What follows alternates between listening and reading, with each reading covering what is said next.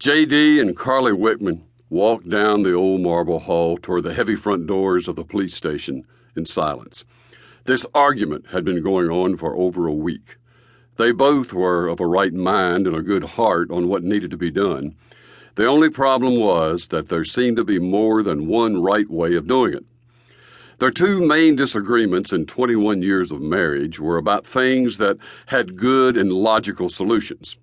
How to discipline Angela, that had been the first. Karlie was the disciplinarian, while J.D. always let up on the rules. The second, what to spend money on and how much. J.D. tended to see what had to be spent, while Karlie saw what needed to be spent. If the house trim needed to be repainted every 5 years, then Karlie saw it as a necessity. But if the trim lasted 6, J.D. saw it as a savings.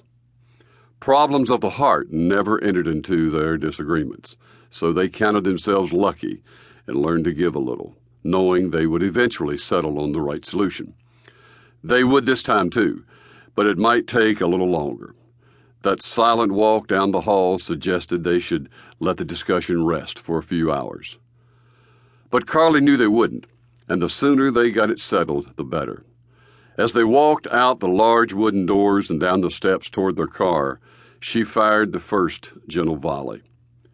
"I don't think you're being realistic." "I don't think you're being reasonable," said J.D. "Do you want to put somebody in prison? Is that your goal here?"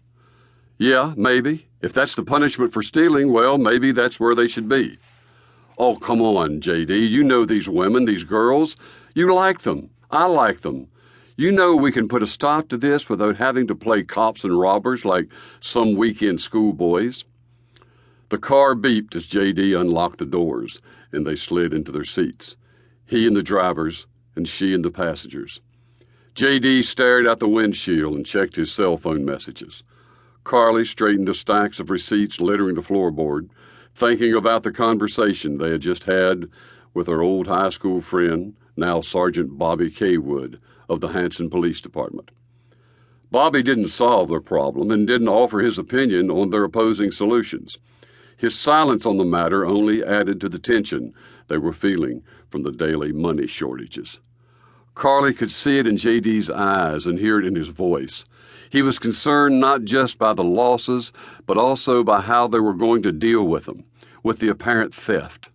Of course, she was concerned too, but J.D. always seemed to take business matters more to heart.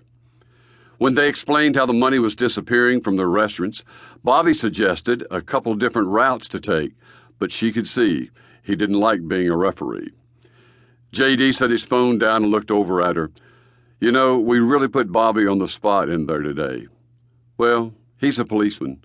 He's used to being on the spot."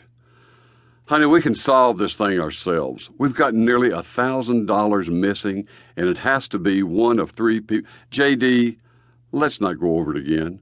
You just get more upset every time, and I don't want to see you go through that. We'll do it your way. I know you want to try and catch the person responsible. And you want to just ask them outright if they're stealing and hope someone will fess up." His face reddened again, and his voice got tighter with each word. She put her hand on his arm. "J.D., please, let's go home and tackle this later."